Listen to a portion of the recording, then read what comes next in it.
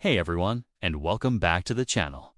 Today, we're diving into a topic that's been making headlines across Canada and even internationally.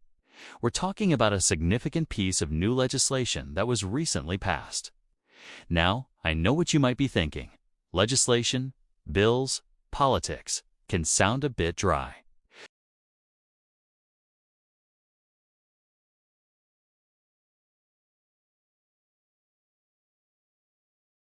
We're going to break it all down. What the bill is, why it was introduced, what supporters are saying, what critics are worried about, and what it could mean for you.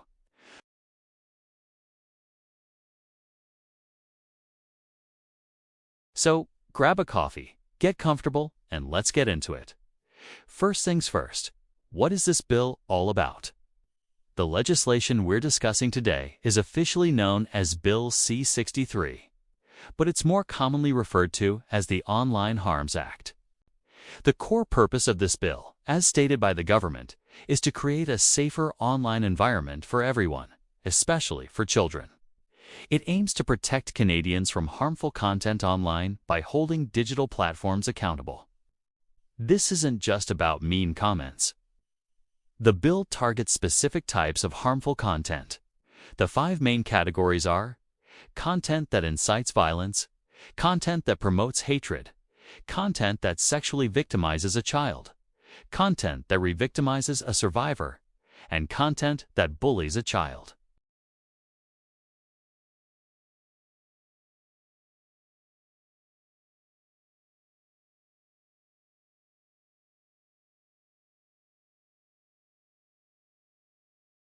So, how exactly does the government plan to enforce this? The Online Harms Act proposes a 3-pronged approach. First, it establishes new rules for online platforms. These platforms will be required to have systems in place to identify and quickly take down the 5 categories of harmful content I just mentioned. They'll also need to create safety plans, which they must make public, detailing how they're going to mitigate the risks of this content appearing on their services. The second part is the creation of a brand new regulatory body, the Digital Safety Commission of Canada. Think of this commission as a watchdog for the Internet. It will have the power to oversee the platforms, enforce the new rules, investigate complaints from the public, and even issue hefty fines to companies that don't comply. We're talking about penalties that could reach up to 6% of a company's global revenue, which for some of these tech giants is an astronomical amount of money. The third and perhaps most controversial part of the bill involves changes to Canada's Criminal Code and the Canadian Human Rights Act. This is where the debate really heats up. The bill proposes to amend the Criminal Code to introduce a new standalone hate crime offense with a maximum penalty of life imprisonment. That's a huge deal. It also significantly increases the maximum sentences for existing hate propaganda offenses.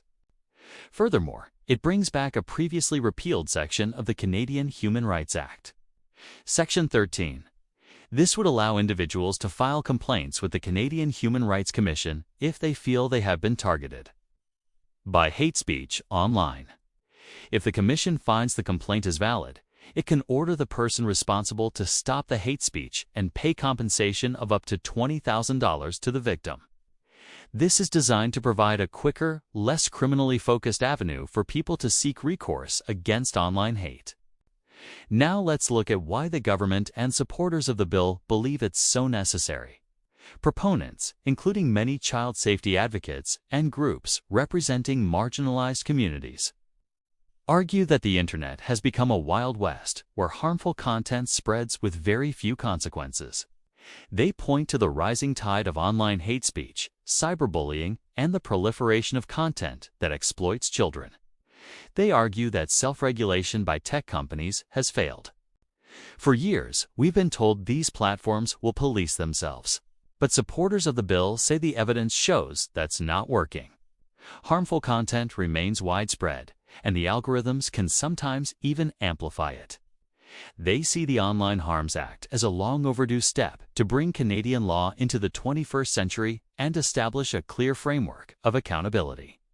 The goal, they say, is not to police all speech, but to target the most extreme and dangerous forms of content that cause real-world harm, particularly to vulnerable populations like children and minority groups.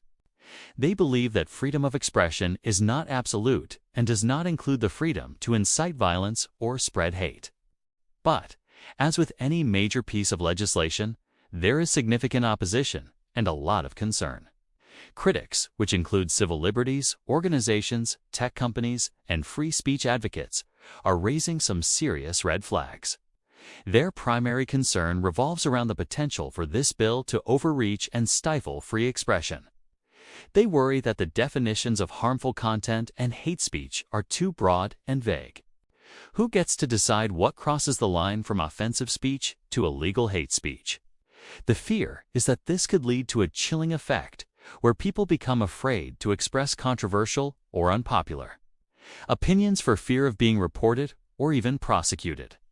Online platforms, wanting to avoid massive fines, might also become overly cautious and start taking down legitimate content just to be on the safe side. This could lead to a form of private censorship, where big tech companies become the arbiters of acceptable speech. Another major point of contention is the proposal to increase the maximum sentence for hate propaganda to life in prison. Critics argue this is disproportionate and extreme.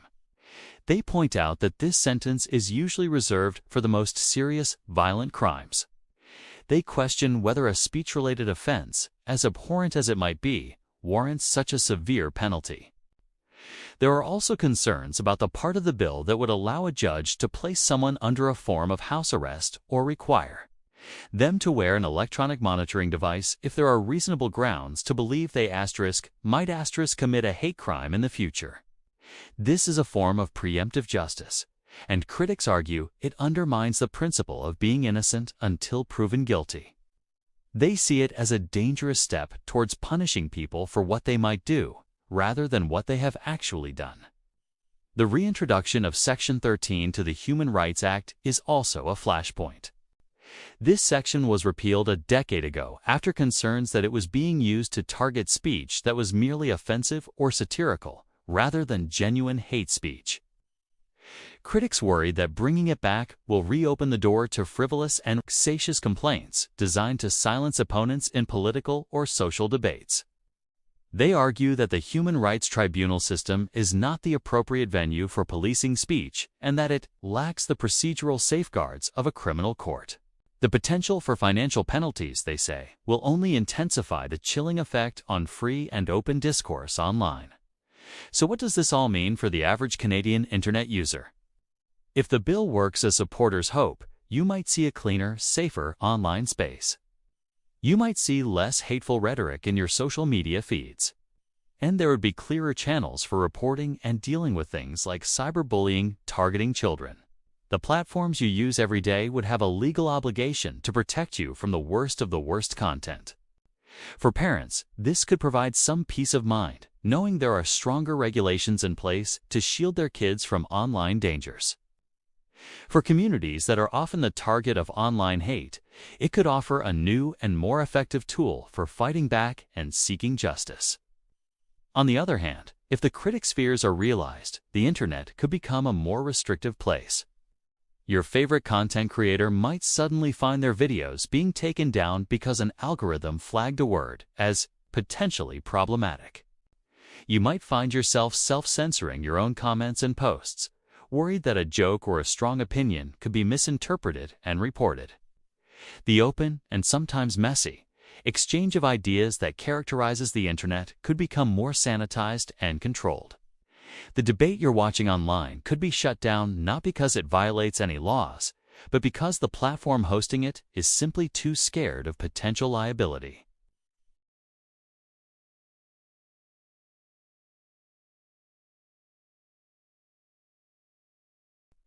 Ultimately, Bill C-63 represents a major attempt by the Canadian government to grapple with one of the defining challenges of our time.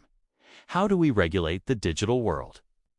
How do we balance the fundamental right to free expression with the urgent need to protect vulnerable people from online harm? There are no easy answers here. Supporters see it as a necessary and bold step forward to create a better internet.